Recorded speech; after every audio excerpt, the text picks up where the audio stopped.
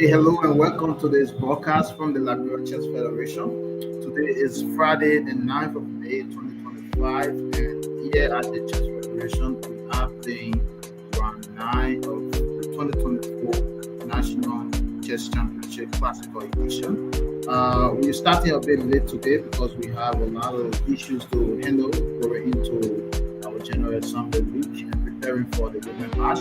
So I will quickly want to to one where we see players assigning score sheet.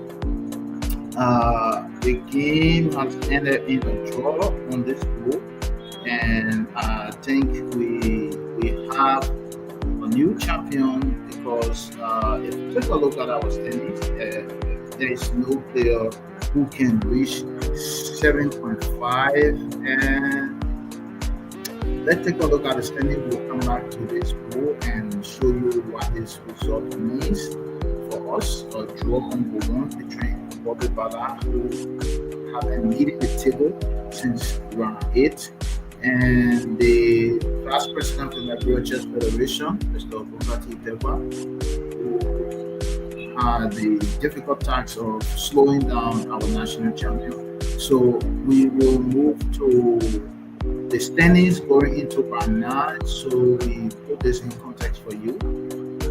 If you can see our standings here going into round 9, we have Bobby Bala on top with 7 points, and followed by Leon Debde with 6 points, James Tono with 5.5, and Harold Evans with 5.5. So a draw on 1 for the former 2-time national champion means he has reclaimed his title. So I wish we have a celebration anthem here for that, or a banner here for him, but we won't do that now. We will go to the other matches.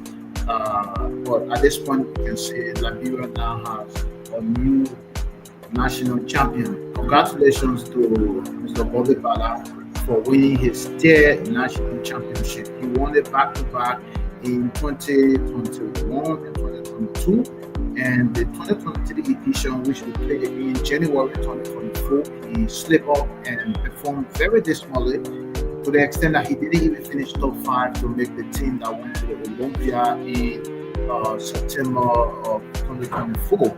So Bobby Bala took several months to prepare, and in 9 rounds he got only 1 defeat, no draw, and he just got the first draw of the tournament, which clinched the title for him. Again, congratulations to Bobby, and now we move on to the other players because we have to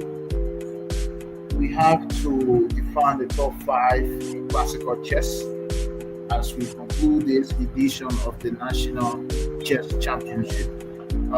We have the national champion because the new champion must be inaugurated.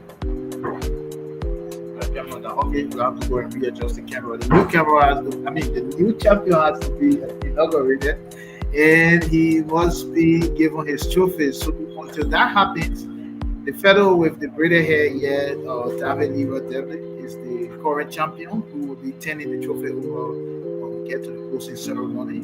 He had his chances in his own hands, and he lost a very painful game against Kennedy Kengo in round 7. He lost that game against Kennedy Kengo, and it's a game in which he played white and he played black but was winning after the opening phase of the game. So Bobby is now going to clinch the title, and if we conclude arrangements for Liberia to be represented at the African Individual Chess Championship in Egypt, that person will be Bobby Bala flying the flag of the Republic of Liberia. Again, Liberia now has a new chess champion. So we will take a look at the gameplay between Bobby Bala and the vice president of our federation before we move to other games, because it's important to see Bobby had nothing to prove but to get a draw. Clinching a draw is not so easy in classical chess, regardless the rating. Once you know that you only need a draw, and the game can sometimes be based on who controls the nerve. So in this case, we see Bobby playing very slowly, very calmly, knowing he had nothing to prove. He just went for what he needed. He didn't need a full point. He needed just a draw, and he went for just that. So we will take a look at this game, which was short, to see how many moves. They play for just 26 moves.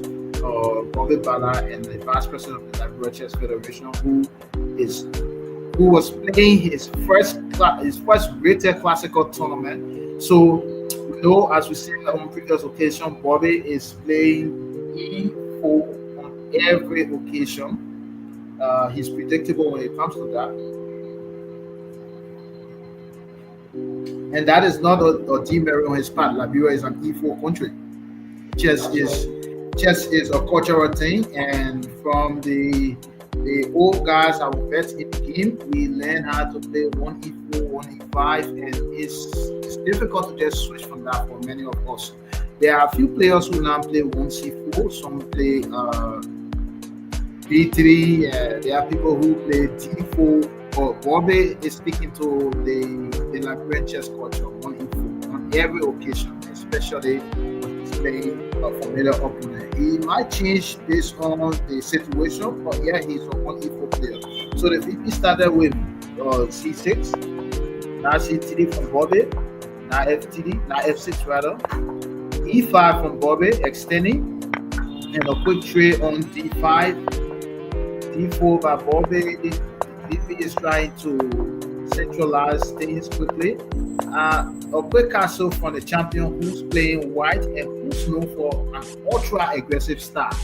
So for me, this is the first indication here that he came in peace, because Bobby will not define the course of the game so quickly if he wants the point. He keep everything open until he gets a structure and he sees a path to victory before he starts closing the bow or getting pieces off the bow. So castling this quickly at move 9 and just put it for theoretical control of center. It shows that he wants to prove nothing but to get his quick draw and leave the bow. So again, we see moves knight coming back to E1, which is unusual from Bobby.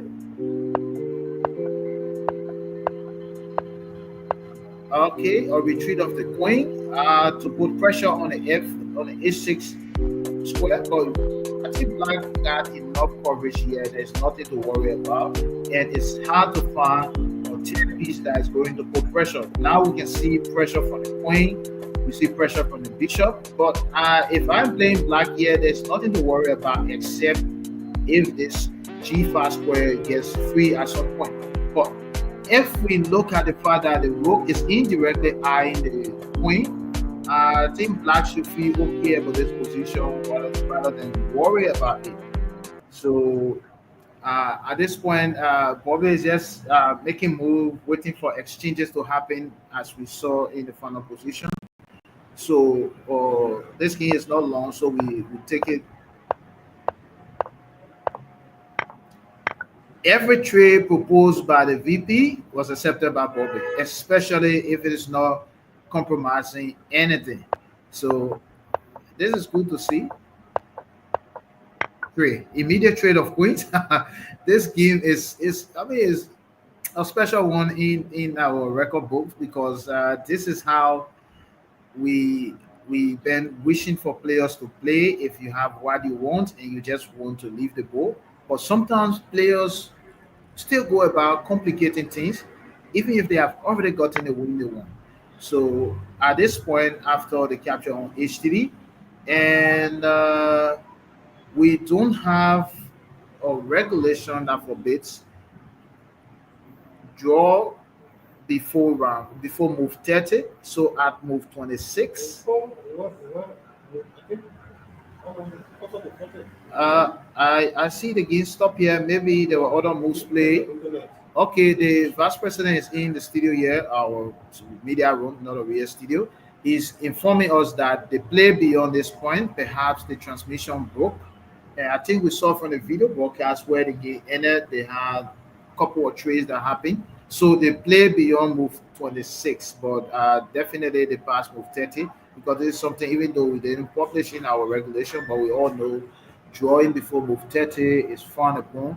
At this point, we go to the next game of interest, which is game three. We do not have the camera focus there. Maybe we can move the camera from board one and take it to board three.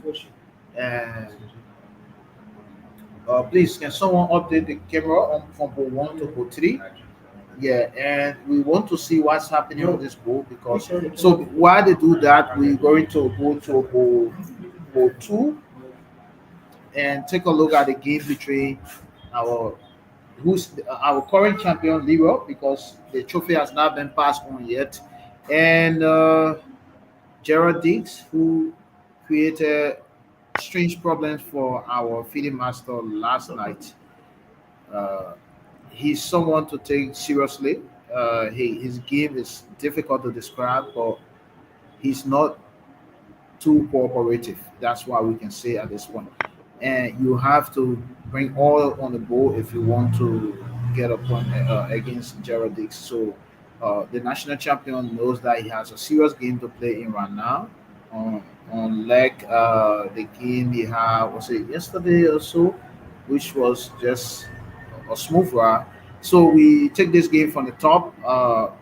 Gerald Diggs is playing white, and Liberia, as I said, being an E4 country, one E4.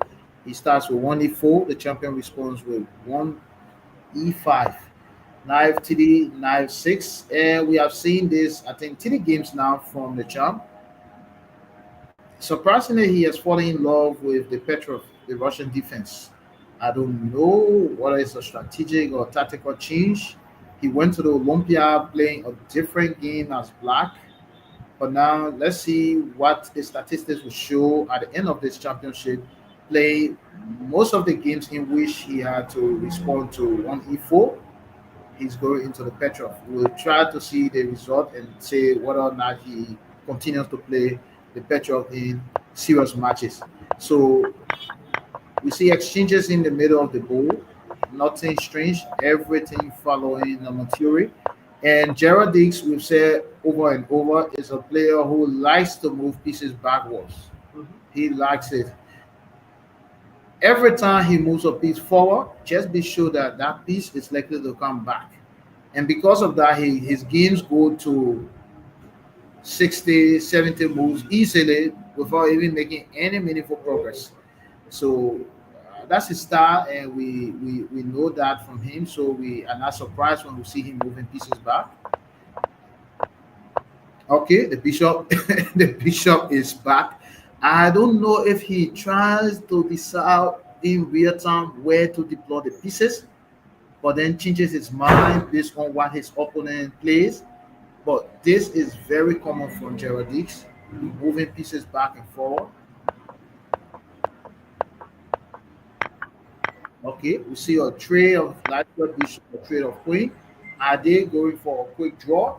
Because I see the white queen, the white king is relatively safer with a lot of material around, and the pawns are still not too far, which for us is an indication of king safety. But for black, pawns have been compromised around the king, so he has to rely on piece protection for the king. Fortunately for him, he has exchanged the queens of the board, so there's not much danger to be concerned about because the masterpiece is off, and there's no light square bishop. The dark square bishop is still trapped, is suffocating for air. The rook is partially developed but doing nothing in particular. The knight here needs to be somewhere better, and I don't see any of the pieces of white doing anything particularly interesting. So we think it's okay, even though black is suffering from king insecurity, but there is nothing to be afraid of at the moment.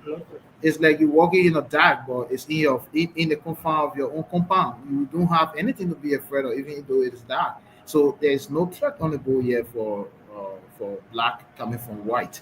So Leroy plays rook 8 e8, And I think he has decided on his pawn breaks. It has to be pounding on the e5, followed by the knight intruding, and I think he's trying to create open file on E and D, which will eventually be controlled by his rooks. But why start with the A rook on the E file instead of the D rook controlling that? Then no, the F rook, and then the A rook will sit on the D file. But again, Leroy is the current champion, so we don't question his judgment too much.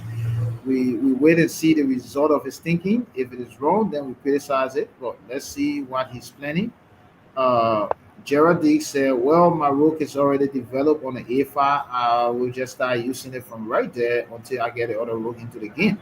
He is trying, I think, to discourage E4 because it seems this is what Black wants to play E4 and break open things here. So with this, there's a possibility of now doubling the rook on the A file or even trying to contest for control on the file that could be open soon. Uh, Gerardis is a different style player. He should be or he could be thinking about knight to h2, back to g3, g4. But I'm yet to understand the plan from the perspective of white. From black, I can see the pieces are lined up properly. Knights are trying to come in once we have our pawn break, and this knight could be rerouted once you solve the problem on a7, and there will be a lot of pressure spots in here once the knight arrives on the d5 square. So we can see a clear plan from black. From white, not so much. And I think very soon black will avoid the dark square once the king comes forward, if that's his plan, because there's a dark square bishop, but the light square is free because the light square bishops are off the board. So king is coming up because yes, the base of the punching on the edge of the board is floating.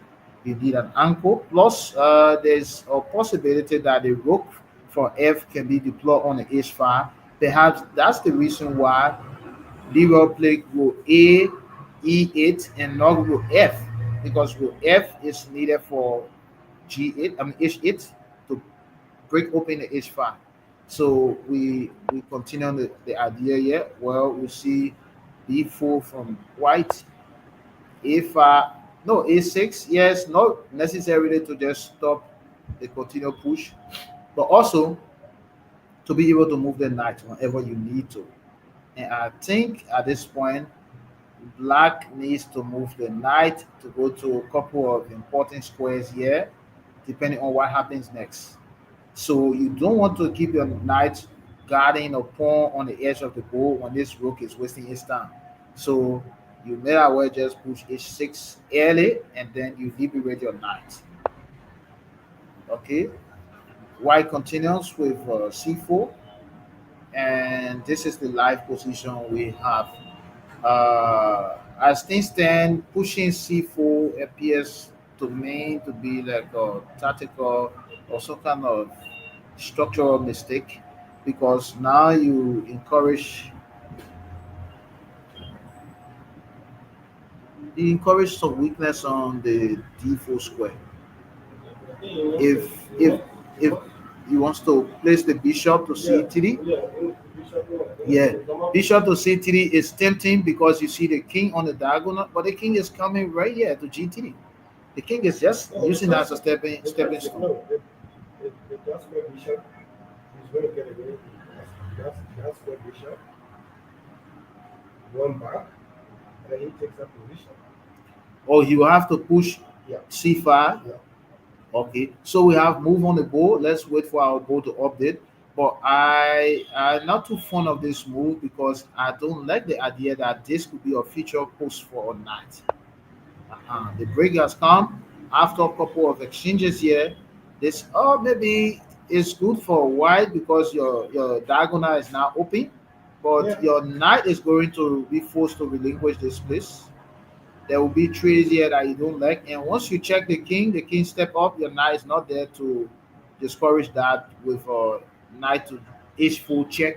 So your the king is going to start coming up, and who knows, this these h and g files could be open very quickly. So let's see the plans. I like the fact that they have an early clash of ideas. Someone is saying, I'm coming to open a file, and the opponent is saying, oh, yeah, go ahead, be my guest. Open that file. We will all enjoy dancing along that file. But I need to activate my bishop. And thanks so much for giving a clearance towards your king. So I guess Geraldine is feeling okay in this position. It may not be what he planned, but his problems are now being resolved with the help of his opponent. He has serious development issues, and now things are becoming clear for his pieces. Even though this rook is not in the best square on the okay, he captured from the camera view. You can see that he captured. He has already taken on d3. So we want to man camera so we get alternative view because we may be having comments from within the room from our players and officials here.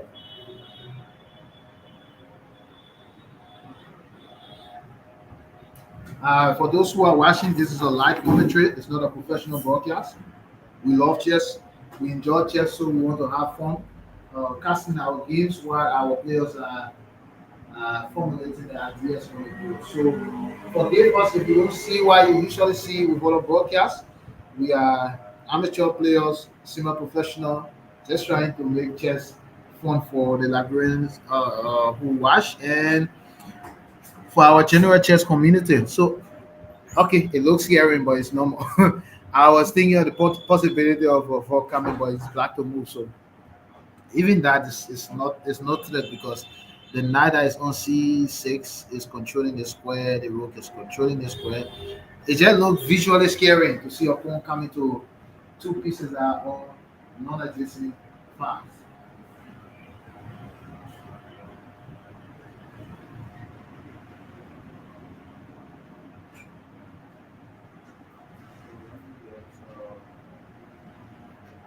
So we will put our camera angle up, take a short break while you follow this marquee game, and then we make adjustment to give you an alternative angle.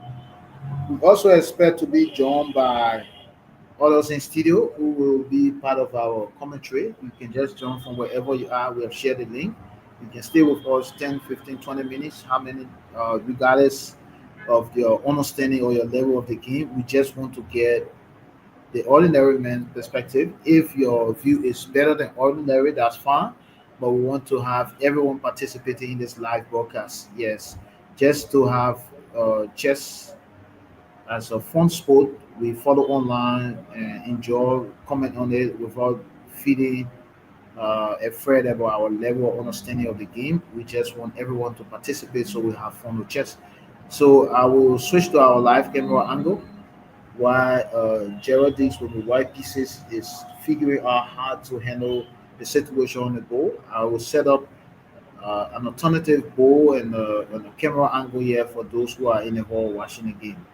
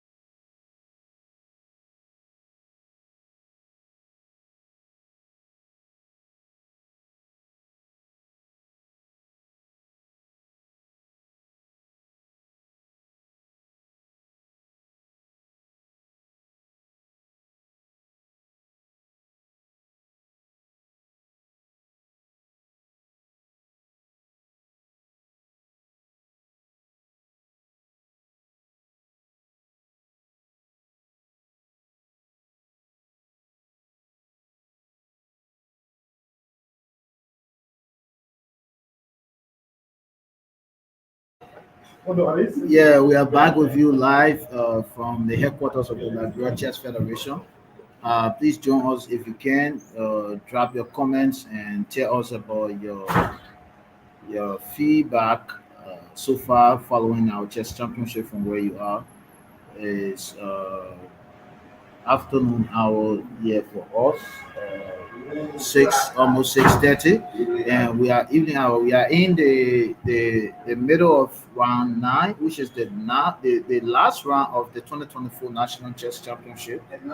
We have uh, we have a new champion who will be crowned very soon, and the game on ball one between Bobby Bala and Gongati Tekpa ended very quickly in a draw.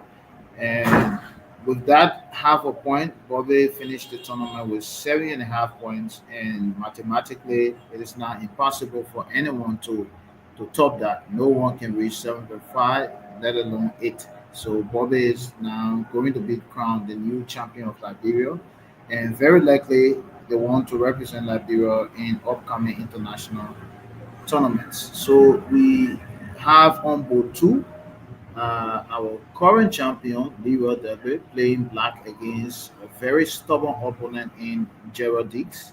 Gerald won our FIDE Master last night in a long and tough knight and pawn endgame with pawn raised on both sides of the board. And there was a mistake from the FM, forced by the patience and resilience of Gerald Dix, and he got that win, which qualified him to play right now on board two. So as you can see from our alternative camera view here, players are finishing their game and they are walking into our media room. Uh, the hall will be full very soon, and we will be having players here hopefully to give analysis of some of the games they play and some opportunities they took advantage of or things they missed. So that's part of the beauty of chess. We want to go digital with every content our players create nowadays. So we are not only celebrating the top super GMs across the world, we want to celebrate our local stars. So chess is not an easy game, so we need to take whatever we can get from it. And this is what we're going to do going forward. We've been building our media platform for a very long time. Thanks to FIDE, to the PDC for giving us some support. We have a good assortment of electronic boards. We also want to say thanks to our partners, uh, USMCL, the United States Major Masters Chess League, headed by Ines Kelly, and her partner, which is now going to be our partner, RD Chess, that has an alternative broadcast technology, which we have used for other events. And as we start our women match on Sunday, we're going to make a decision if we use our DGT chess broadcast or we use the RD chess broadcast for that encounter. So we left this game a couple of moves ago. We are going to take a look at things that have happened since we were here. I think we left it at move 18. Bishop, Bishop to okay after the trade of queens. We saw the knight. We saw the king coming as far as G. Okay, we did see A6. We saw C5, and this was the pawn break we discussed earlier. At this point, we said Gerald Dick should be happy that he now has a future for the bishop, because prior to this, his pieces were just helplessly, hopelessly lottery, and that was not a good sign. So, with a break on the e-file, the rooks are going to be activated. The bishop will have something to do. His bishop now, the dark square bishop that is on d2, will now have a home on c3. And yeah, I mean, at the time we left the game, these are things we were considering. So we see White is trying to just find spaces for his pieces, while Black is fighting to stem his signature on this game. He has game safety and there's no threat. His pawns are well placed. His pieces are all active. So is Black who's pushing and asking the hard questions at this point in time. And as expected, White has to do something about the rook that is on the a5. If the a5 remains close, the rook is useless. So we expect to see this at some point. A trade of rook quickly happen, and then we expect to see a trade of mana pieces anytime soon. So I was really a fan of the black side of this game few minutes ago, but with all these exchanges, now I find it difficult to find the advantage because pawns are spread on all sides of the board, with the exception of the doubling on the b5 from white. I see nothing else to really be worried about because there is a rook-ish, a pair of mana pieces, 3 to 3 on the king side. Maybe the only advantage black has is king is well advanced compared to white king, which is still on g1. But this is not to say you lose by not advancing your king. It's just that if you want to win or do something, you need to seize the initiative in the end game because in the end game, the king has a lot of power. But okay, he needed to play this move because we could see the tactics here to pick up a pawn, and no one can afford dropping a pawn at this stage of the game. So uh, yes, it looks like a draw, as we can see. There's nothing particularly interesting happening that twist that shift the game in anyone's favor for now. They still have to play a couple of moves to decide whether or not they do a quick handshake or they they keep pressing. Leroy is no longer pressing for national championship. He wants to stay in contention because Leroy. We can go to the standing quickly. I see people looking at me here in our media room. Leroy has 6 points going into this round. If he wins this game, he has seven. Bobby already has 7.5, and no one can pass that or even reach that. So Leroy is just playing to finish second and be in the top five. Uh, Prices, yes, these are things we think about at this point in time. You can start fighting for your placement for prices. Also, if you have a situation in which we have finances to take two players out of the country to go and represent Liberia as well, your second place finish will do you good in that case. But for now, it's just a fight for pride and rating as well as prices. The championship has already been won by Bobby Bala. So again, we say congratulations to Bobby. We will try to find time to have him here to comment a little bit on what this means for him. Leroy is his protege. He won it last term, and Bobby took it back, and Bobby is now winning this tournament for the third time in his very short chess career. So we have one of the many guest commentators we expect to be with us today. As I said, this is not a professional broadcast. It's just a casual coverage of chess event. We love chess. We want to talk about chess, and we are now going to be competing with chess.com, chess, and all the big brothers in this business. We just want to give a bit of coverage to our local talent and let people know that yes, we play chess in West Africa and across the region. Chess is a fun game people follow and enjoy. So on that note, I would like to say hello and welcome to CN Kennedy Unakweti. How is Lagos today?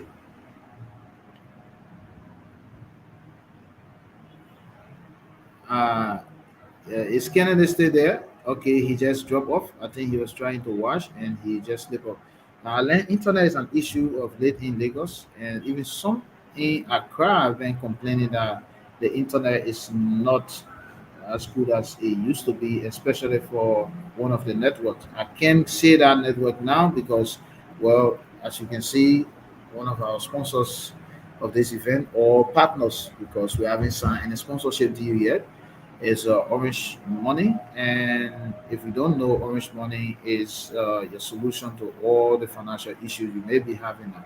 Uh, we also want to say thanks to Anthony Kaseko, our major sponsor for this event. That one we can clearly say it. We didn't need to sign any contract. So as a result of that, we want to say we are in strong partnership with NIV Liberia, the new electric energy vehicle, as well as we are now fans of Facel, FC Facel. These are two entities that he owns or he runs. So thanks again to Anthony Caselco. As we conclude this event, we're going to find time to get him on the broadcast and let him say his connection to chess and why he felt the compulsion to make a contribution to the Liberia Chess Federation at this point in time. So we go back to the game, and we've seen a couple of moves. So we saw the king going to f7, trying to avoid the e6 fork to pick up the pawn. Let's just demonstrate it. What Leroy saw is there was a possibility of a check on the king and then a collection of the pawn. So he escaped that, and now Gerald is trying to go for the trade of minor pieces, or if he don't protect, he collects the pawn. So we expect to see bishop to f8, and we can see on camera that bishop f8 has already been played. Yes, we have that on screen, and that is for me. I feel like it's success for white. Chess is like a conversation between two minds that speak the same language. Even if you don't gain anything, if your opponent just responds to your move, there's a sense of fulfillment that comes with that. Yes, the bishop was probably well placed somewhere on e7, but making the bishop to go back to its initial position because it has to defend the h6 pawn. It means your forward move, yes, is taken seriously by your opponent. You now have time to play another move because your opponent could be planning something, but now he has to respond to your move first before continuing his play. That, my friend, is like a gain of psychological advantage on the chessboard, even when there's nothing to point to as the actual gain. At this point, you can go with your C or your FTD push. Your king start to migrate towards the center of the board because that's how this game will be concluded in the middle of the board. The kings will fight to march to the middle of the board. And he who does that first will be the eventual winner of the game because right now there's no material advantage, there is no positional advantage, there's a slight positional advantage, very slight because of the doubling of pawns on the b5. But this too is also a defensive resource. If you are worried about keeping an eye on these pawns, it is difficult for pass pawns to be created. Pass pawns can be created easily when you have double pawns around that area. So you must deal with the first pawn, deal with the second pawn. So a simple b3 will keep your pawn safe for now, but you have to think about what happens if b3 is played, knight is attacking your pawn.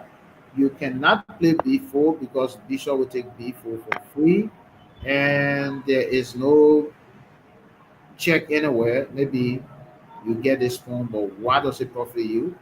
If the two to one majority here will leave one pass pawn to go, only to get the h6 pawn as a compensation. There's nothing happening on the king file anytime soon, so that is not good. So if there's an attack from the knight having pushed b3, and if you see knight c1, you have to find other ways of protecting your pawn, namely knight to d4. What else can you do?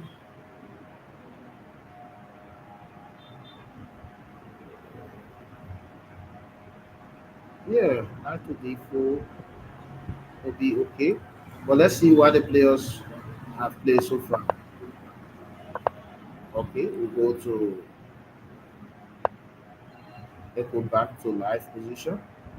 So for our live camera feed, we can see that it's Gerald Dix with the white pieces to move. The last move from black, uh, bishop to f8, and White is thinking which move is the best in this case. We will connect with Kennedy Onapeti once we get him online, and other who might be joining us very soon for live commentary. But in the meantime, I want to take a look at other games that are being played. Let me see.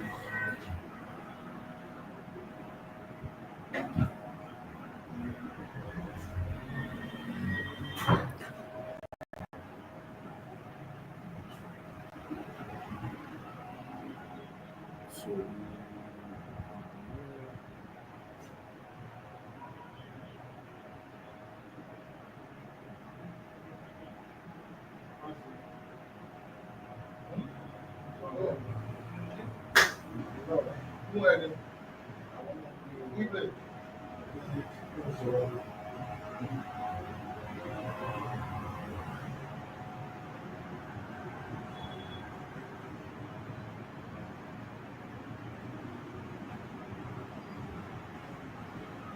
in case you are wondering, I have nothing but water in this cup. I'm a bit under the weather, so I have to keep drinking to still hydrated and not to run low on energy because even though this is round nine, but we could stay here for longer than we planned. So let's go to the game between Kennedy Kengo and Howard Evans. These are two arch rivals. They have no love lost.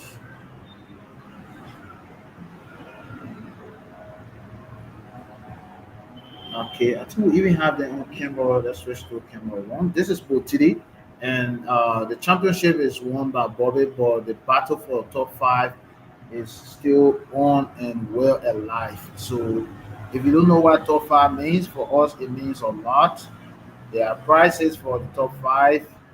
There are standings for the formation of Liberia's national team, which is done by the Liberia Chess Federation. We also have participation rights within the top five if we must select who goes to represent the country. If player number one is not available, we'll go to number two. Number two is not available, we'll go to number three. Like that until we finish the top five. Also, if we have resources to fill more players in a particular tournament, we look within the top five. And finally, an advantage finishing top five is to have a leadership voice in the Liberia Chess Federation because you have a position and a seat at the General Assembly where all of the key decisions in our federation are made. So if you want to have a voice and a say in chess, you must be able to at least first play good chess. Then you can have or sit at the General Assembly when we have those serious conversation on the future of chess in Liberia. So these players are playing to be finishing in the top five right now, and it's also a battle for ratings because it's difficult for us to play rated tournaments in our country for a lot of financial and logistical, sometimes scheduling reasons. So whenever we are playing the classical edition of this national championship, players fight to adjust their rating because after this, we don't have a schedule for the next open or just general rapid or no classical rated tournament. It's going to take some time, some planning. We need to get sponsors, and it's not easy to get sponsors for chess here. That's one of the unfortunate things of chess administration in Liberia. We are working with one of our partners now. Shout out to USMCL to transform chess into a league and try to adapt a business model for this. So all of these financial constraints that are inhibiting the growth of chess in Nigeria can be can be overcome. So until then, we stick to putting all of our eggs in this national championship basket and focus on getting it out of the way. Then we will plan on rolling out other events. So when you see the players are giving it all they have, it means it's the first classical tournament in a long time and it's going to be the only classical tournament for a while until we organize another classical event.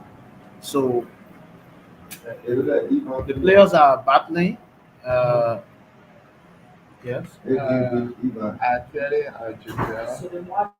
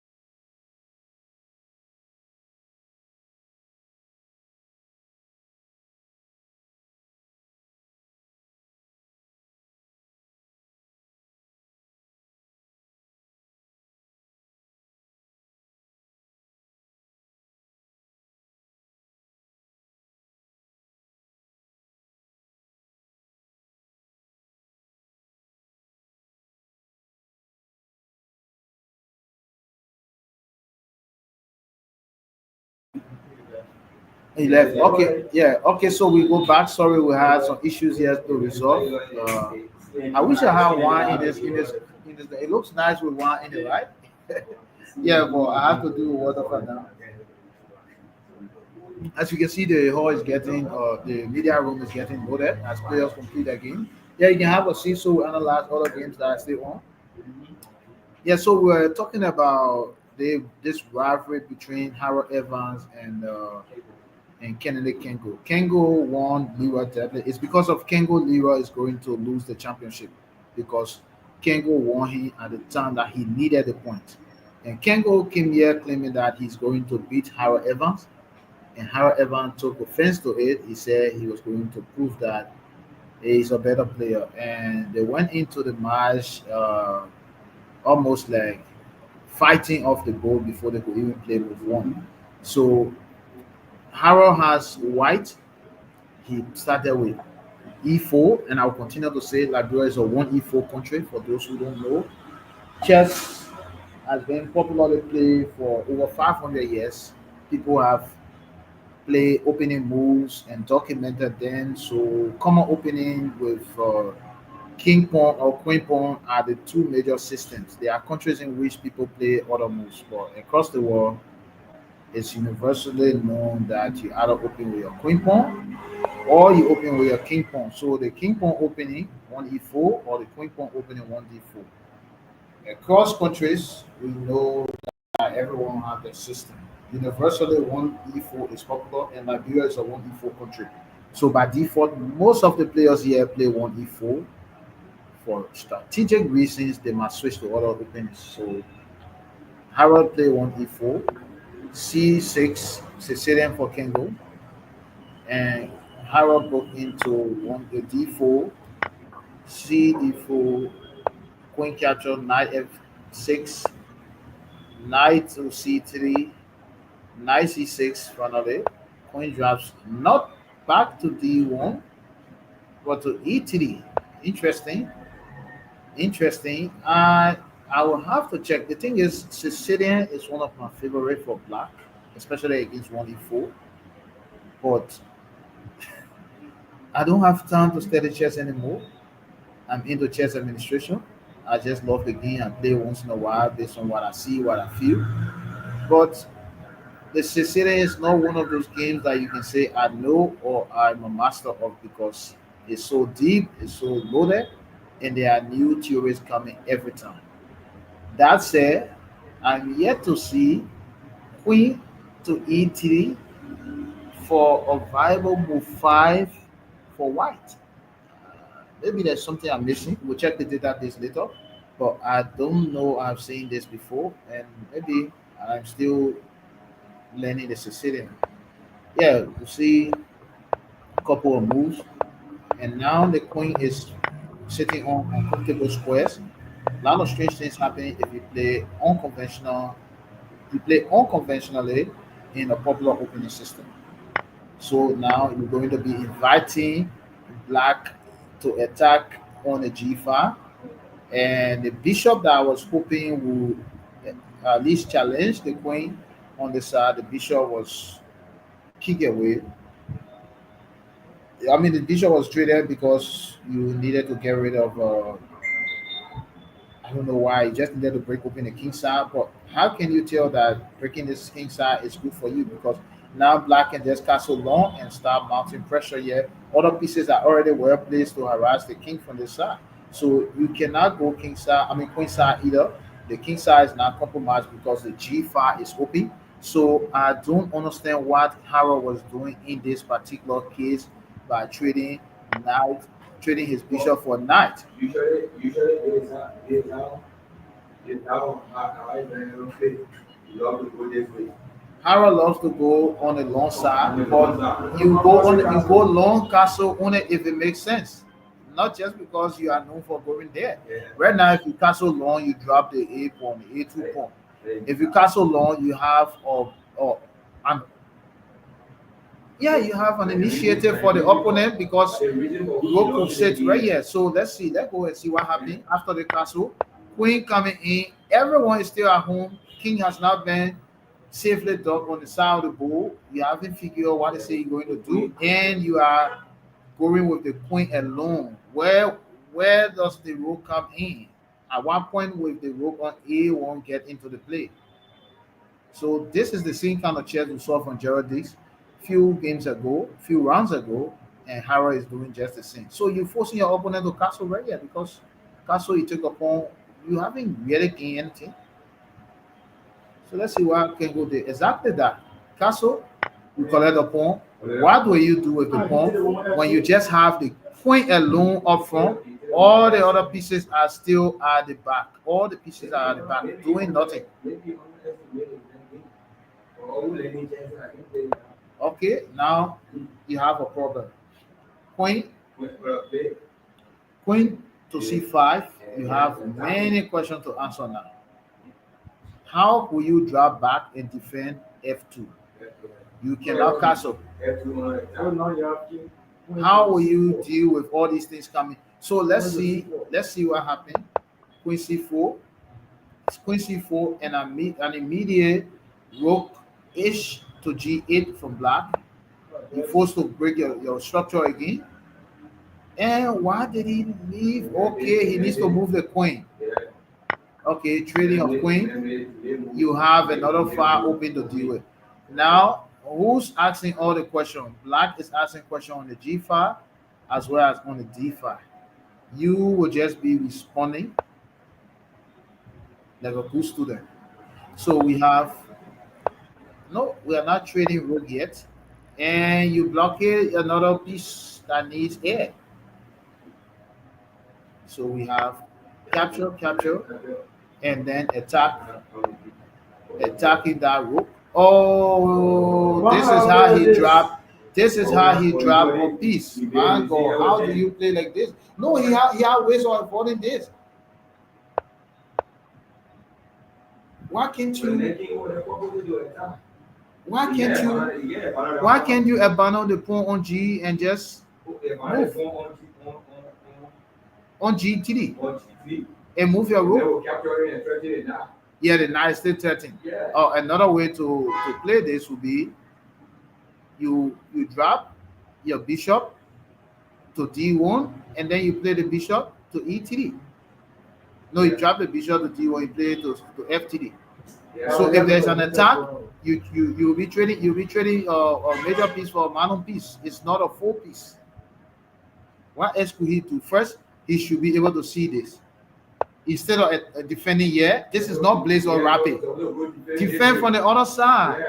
This is classical. Defend from the side. Defend from FTD. Bishop to FTD is okay. What is he doing? Check. This is nothing. This is nothing. Who pass pawn? Okay, the opponent took one immediately and stopping you because he has 2 points. You have just one. Um, this should have been a nice game, but unfortunately, it's going to end very quickly. Oh no! You just have to be hopeful at this point. Why not play?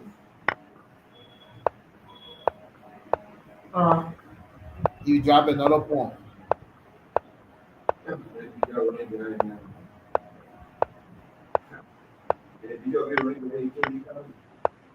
Oh, they should resign in this game because these pawns are going to be collected clean. In a case where you have a bishop and a knight, the bishop pair is still going to harass you and clean sweep pawns from the board. Now you just have a lone bishop, no partner. It's too much to fight for. I mean, just let it go and call it a bad championship. The king is mashing.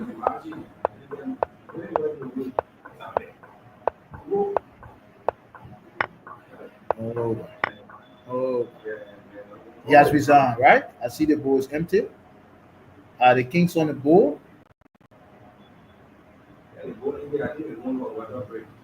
The clock's still on, right? Let's focus on the clock for a minute. Someone clock is running, yes. Okay. So we go to board two and see what's happening there. Go to board two and board two. The players two are now on the board. Oh no, Gerald Diggs is on the board. Let's switch there. Gerald Diggs is on the board, and Gerald Diggs is in limbo right now. That's the thing about dancing with the knight everywhere. So we left the game somewhere where there were double pawns on the b5, double pawn on the b5. We said double pawns are not weaknesses every day, all day. Sometimes they are, but in a defensive position, the double pawns can be there to stop passes. So he defend, and we saw this. We can remember up to this point when Bishop was dropped to F8. And then White was trying to figure out, no, we said White should play the pawn on B3. We analyzed this position. Pawn B3, knight will attack on C1. You drop your, no, you don't drop this, you don't push. You drop your knight back to D4. And if there is an attack on D4, then maybe that's where you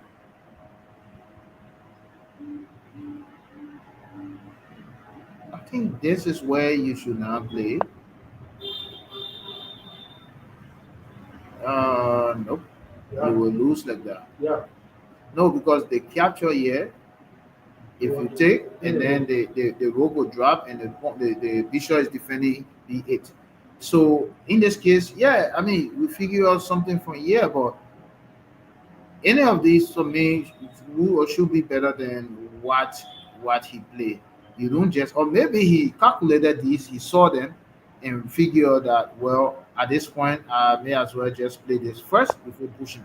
You don't just push your pawn and lose one at the back.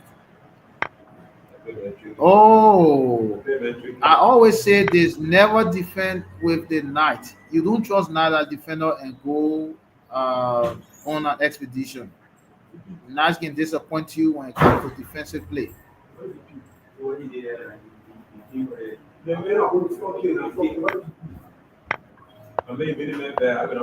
Now the knight is trapped. Gentlemen, we are broadcasting here. Please, you can have your conflict here. So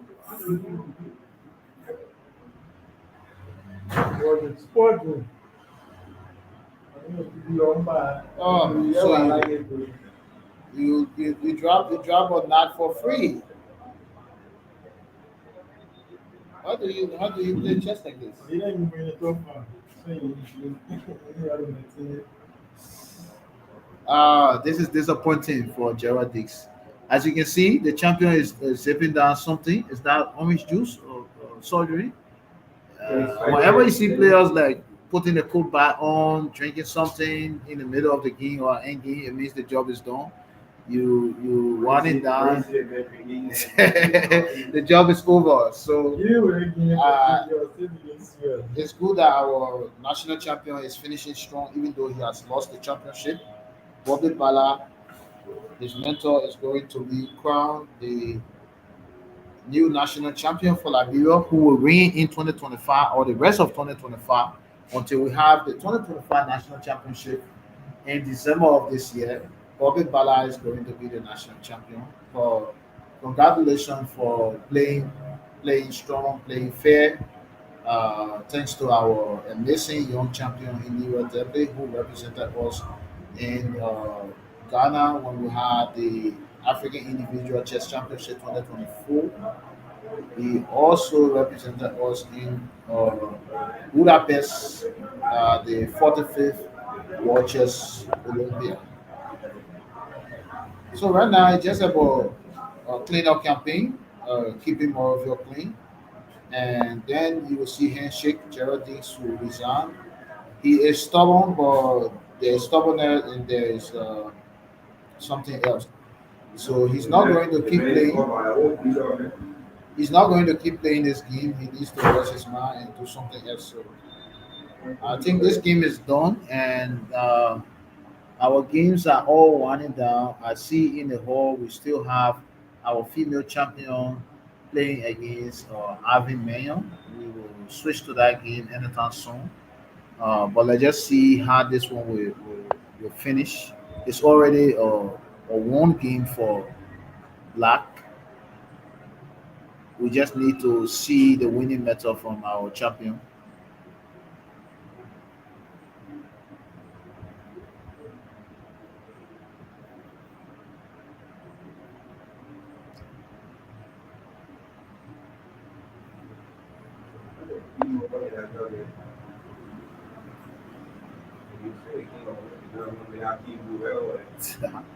Yeah, They moved or the road depending on you check, then it's my phone. yeah, that is a point for sure. You are right. You are right. You are right. So we have some results already in. I get it. It's seeing a good game. Oh, who did he play? Daniel? Yeah. Okay. Let's see. We have some results in already. We just take a look at the results quietly while we look at this game finish. We have a win for Kennedy Kengo on Botiri. James Tono and Monyu are still playing on Bo 5, on Bo 4. Jerry Smith drew with Kennedy Master Daniel Kolomeni on Bo 5. Bo 6, Joe Awo won Prince Dabade. Bo 7, Archie Deye and Miller Mo hasn't started. In the middle Mo or Archie Deye, one of them did not show up, and that's a win on forfeit. It should be.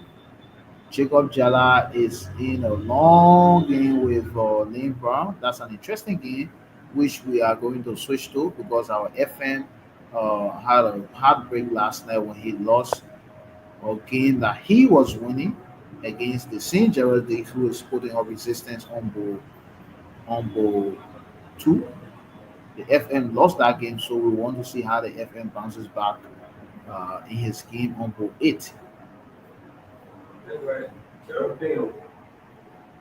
Jera is known for resilience, but for me, I do not encourage you playing when you have thousand opponents against you, and the active king is something you cannot fight. But theory, anyway, or I know people that we Neither the bishop can mate, or no man of peace cannot mate, but you have many pawns on the board, and there's no way you can just clear all those pawns from the board. So that's why That's why he should resign. Black is too strong to make mistake. He must make three mistakes, three blunders. Yeah, in order for this game I know what God not to is be a win saying. for Black. I know what God is saying. What I know. People should have funny because they really funny from the music that he always want like that. You know, example. First, you must be sure that you stop the knife from intervening before you keep pushing the pawn. That's what Leroy is trying to achieve with his play in this sequence.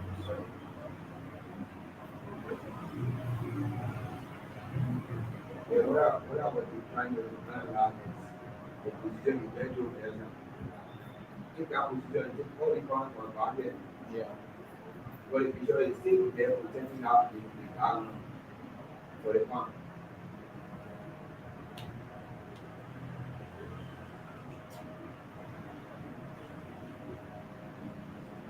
If you have that, then I didn't know. I didn't know. I don't understand. Every time. Yeah, Well, if you are playing white, will you resign or will you just call it a day? if I play what, Yes. I would be I'll provide it champion. So let's say white doesn't want to resign. Can we find a reason why he's not resigning and make sense of the moves he's playing? What is it that he's saying that we are not saying? Maybe we are being too lazy and we are not understanding his point of view. And chess is always an exchange of idea or clash of perspectives. You have to understand the other person in order to formulate your plan. Because if I'm in the seat of Leroy playing black, I will first sit and say, what is it that my opponent is playing for which he's not resigning?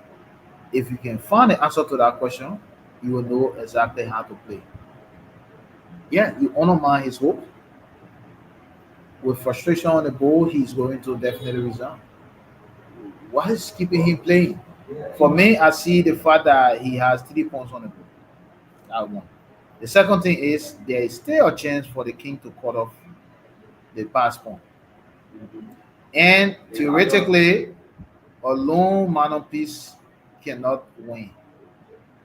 So he will be looking forward to a trade of one of the minor pieces and an equal exchange of all these pawns. So if you did that calculation in your head, you'll be left with a king against a lone pawn and one of these minor pieces.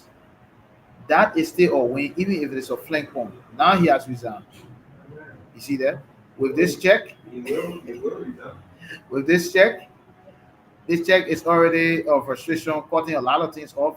The bishop coming in again, controlling this, and you expect to see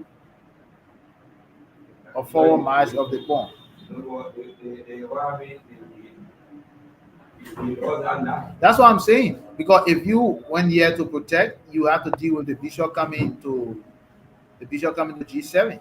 Yeah. And it's in the same line of the conversation we just had. Why is the opponent still playing? He has a piece on the board. He's thinking of equal exchanges and equal trade of pawn, and the fact that mistakes can be made. It worked for him last night. He didn't just succeed in drawing the game he wanted. Wow. Gerald Diggs won a game when he was losing. So he's encouraged to play if you are not pushing the game in a direction that discourages him. So congratulations to our champion. He finished the tournament strong. He's clearly second place in our standing, following the victory of Bobby Bala, who's the overall winner of this event. And at this point, we want to switch our attention to other games that are still on. We we think we have a game here. Okay, Lane Brown has won Jacob Jala. Is this cool, right?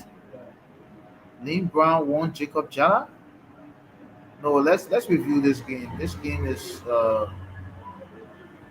something that we have to pay attention to. But before that, we need to see where they are, Ivan Mayo and our national champion Georgina Saki. We can see from here that Georgina is still fighting with the black pieces. She has the white pieces. Oh, the pieces are so far away from her. I'm thinking that she's not playing white. Okay, we will take a look at Georgina game first, and then we look at Lynn Brown and our Philly master. So Georgina Saki is playing.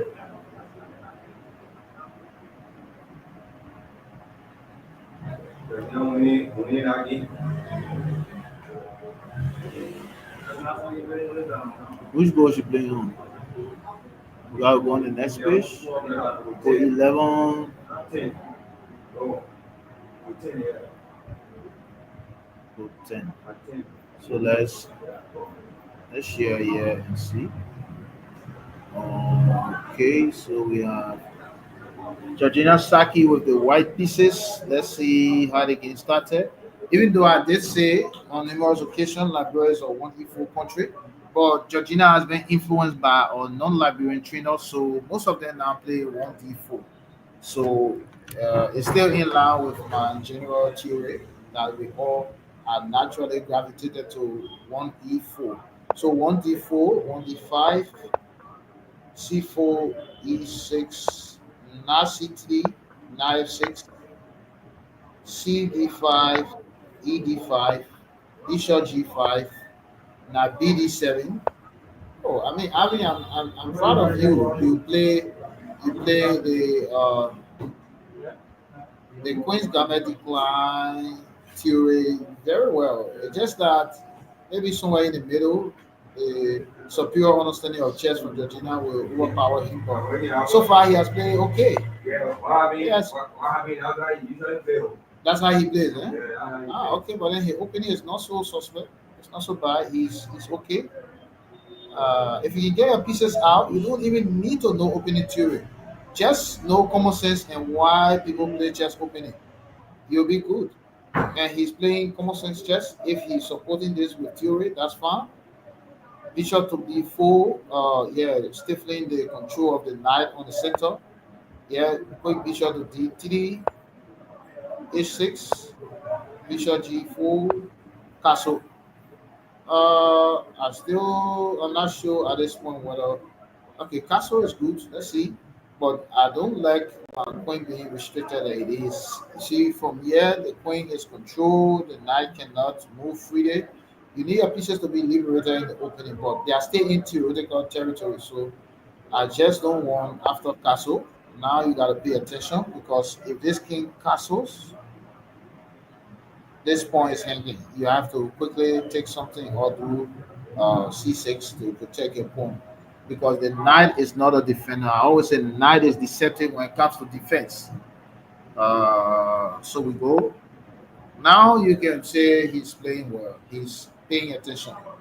Queen is not only eyeballing the king, but you want to free yourself of this unnecessary pain. And also, there's no hanger here now. This piece is protected by the knight. Your knight can come after a capture and stay protected. And you are not the one posing real question to. I'm not using it. Oh yeah. Oh, oh.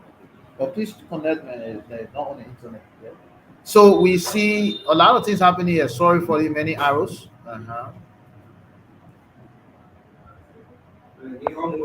Castle, bishop takes, and the knight jumps onto why he considers an oppose.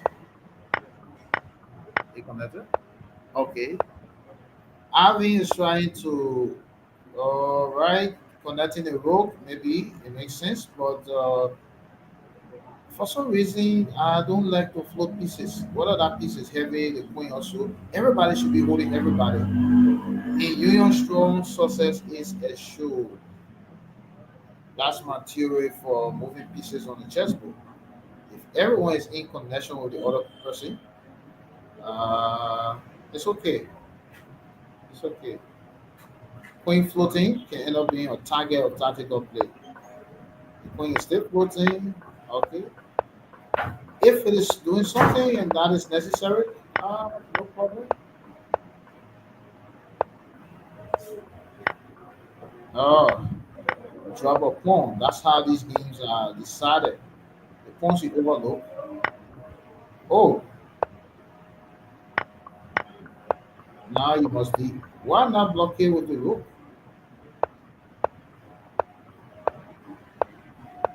Oh, overloading of the defender. Well, Alvin did his best, but I won't advise anyone to fight against two pass pawns.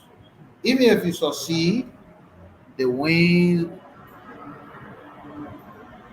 the win is coming from this side of the board because at some point you'll be deployed on a defensive duty on the queen side, and this king is going to march and march and break through and do things on the side of the board. So I do not like this. And the audience here is even calling for an immediate rook d8. Yeah. Rook d8. Yeah, it's necessary. And draw. So let's see what is she doing. She's still playing. I see her moving her hand. She's probably going to play rook d8 because this is the live position we have. But the thing is, when you are already winning, it's not the time to play star. Yeah. Retirement. Oh, you retired from chess? Lost No. my tata, great camera. No, congratulations. Oh, you retired too. Congratulations. Well, you can come say hi to your friend. Come and talk to your friend. So the national champion is in the hall. He doesn't want to speak to anyone now. We waiting for the handing over ceremony where he will turn the title over to the new national champion in person of Bobby Bala. Yeah. Oh, she played the rook d8. So Georgina from rook d8. Let's see the live camera feed. Okay, the camera angle isn't good enough. So we go back to our multi-view board and we see where is our live board. Yeah, she went rook d8. That's the problem with rook d8. They capture by the rook, and then you take this. You take the knight. Oh, why didn't she take the knight first? Oh yeah, the knight is hanging. Yeah, the knight is hanging. Yeah, that's true. The knight is hanging. So it's rook against knight, which is you can pin it right here, and you solve your problem. I pin it. I'm not pushing pawn. I pin it. You gotta choose whether you scared of the rook or you're afraid of the pawn. Just a pin right now. Georgina is very tactical. She's not going to miss this pin. She'll push a pawn.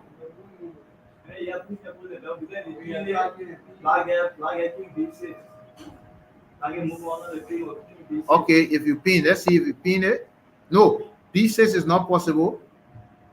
Oh, okay. If you pin it, for instance, king b6, then you push a pawn. You see it? You still get a knight. And the thing is, you want to have the rook to clean things up. But let's see the approach she took. Okay, pin from the side now. Now the knight cannot move, and you guarantee your queen. She played better than we had on last. Okay. Yeah, so we have all this clear up, and this should be a clean win as expected from our national women champion, Georgina Saki, who is also going to be in a match against the former national women champion Abigail Kaya, and from our emergency meeting today, which is part of the reason why we started this broadcast late, they are going to be in an 8-game match beginning Sunday. 8-game encounter, just the two of them sitting in a lonely room. And we're going to do our best to give it all the publicity it deserves. Hopefully, we get some sponsors coming around to give it extra flavor. But we see Georgina is already warming up while Abigail is concluding her end of school year exam. Georgina is warming up. So that is going to be an interesting encounter. Georgina has already played, 6, 7 rounds of classical chess. So we expect her to be in the groove for chess now. And she's also one of the fastest and one of the most tactically gifted Liberian players we have. Against Abigail, who is positional and very defensive, is going to be a clash of two worlds. So we look forward to that match, which begins on Sunday, 1500 GMT. We're going to see if we have a new national women champion or we're going to have a defense of the women title by Georgina Saki, who seemed to be in a very tough form. So she got a clean win. She's getting a clean win here against Avi Mayo. And now Avi is shaking hand. That's the handshake. Congratulations to Georgina Saki.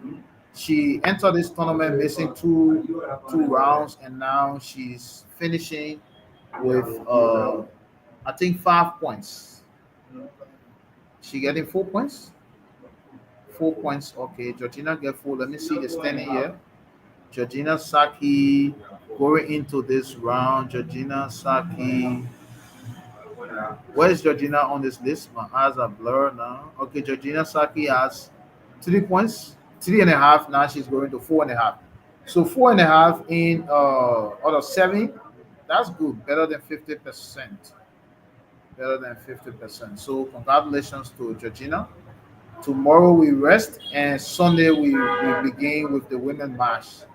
So I think this was our last game for today. This was our last game for today. The players are just chatting about happenings in the game.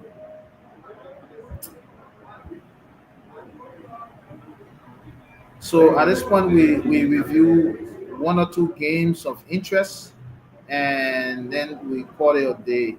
Uh, but before we do that, we want to say thanks to all of you who have been following us since the beginning of this from round one. Uh, we have the women match coming up beginning Sunday, but we take a break tomorrow. The schedule has been altered. We should have had the General Assembly starting 10 a.m. On Saturday, but that has been shifted by a week. So we're going to have a rest day tomorrow, and on Sunday we resume with the women match between Georgina Saki and Abigail Kaya. We're going to share the poster as early as possible. Uh, Release the pairings and the schedule. We play from Sunday to Wednesday, 2 rounds a day, and it's going to be very interesting.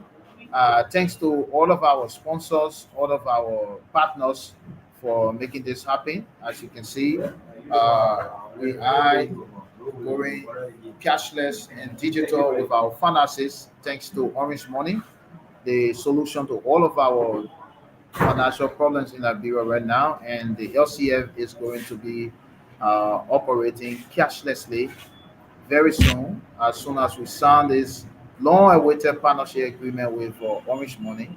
Already, we are utilizing Orange Money for all and everything we do: purchase of electricity, payment of our volunteers, our habitat, even the registration of players. We use our Orange Money merchant number, and the payment of the prices will also be done through Orange Money. So luckily, all of our players use Orange and they use Orange Money. So thanks to Orange Money for the confidence, and we look forward to solidifying this partnership that we've been discussing for more than a year. We also want to say thanks to our partner in the U.S. Major Chess Masters Chess League. Our players have qualified for the League Chess Africa season 2025. We're going to be releasing a schedule for that, which will be sometime in June. It's going to be a match of three players amongst Sierra Leone, Liberia, and Kenya for the 2025 season. And then the winners will be decided based on the standings of the players from the different countries. And the winning team will go under the banner of Kente Royals and participate in the U.S. Master Chess League 2025 season finale. So we want to say thanks to Ines Kelly for giving us the support, allowing us to utilize this broadcast platform, and we look forward to strengthening this partnership. We also want to say thanks to RDChess for giving us all of the support. Who knows? Perhaps we're going to use RDChess technology for the broadcast coverage of the upcoming women match between current champion Georgina Saki and former champion Abigail Kaya. Then, very importantly, we want to say a big thank you to a sports lover, a philanthropist, and an entrepreneur, Mr. Anthony Cassell, who is the founder and CEO of NEVE Liberia. NEVE is the new electric energy vehicle company in Liberia, and he's also the owner of Facel FC. It's one of the top three, top five football clubs in the country, and he's a former vice president for the Liberia Football Association. But importantly for us, he is a fan and a lover of chess. So when we went to him knocking and asking for support, he didn't hesitate. He gave us the support we needed, which made most of what you saw during the week of our now round classical tournament possible. We expect to have him here at some point today. The games have ended sooner than we anticipated. Hopefully, we're going to still find time to speak with Mr. Kaseko, who up to this point is the biggest contributor to our national championship.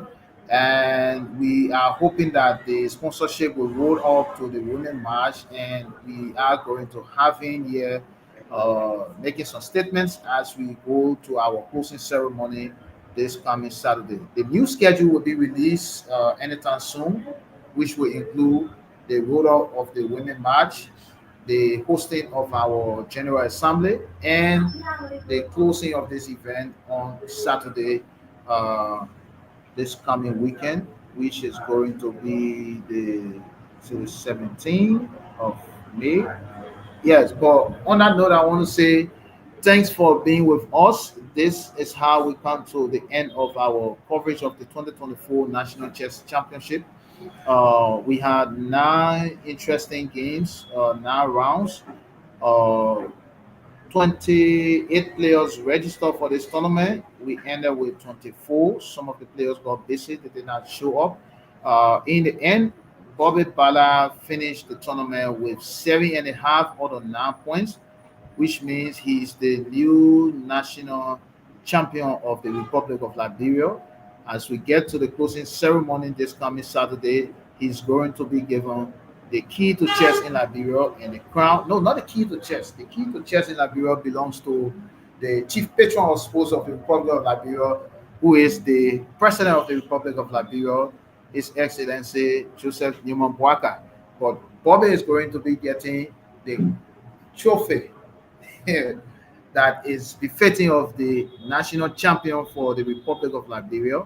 And we are hoping that dignitaries will be here with us as we have our closing ceremony and present the Covida Chess Trophy to Bobby Bala for the third time in his short career.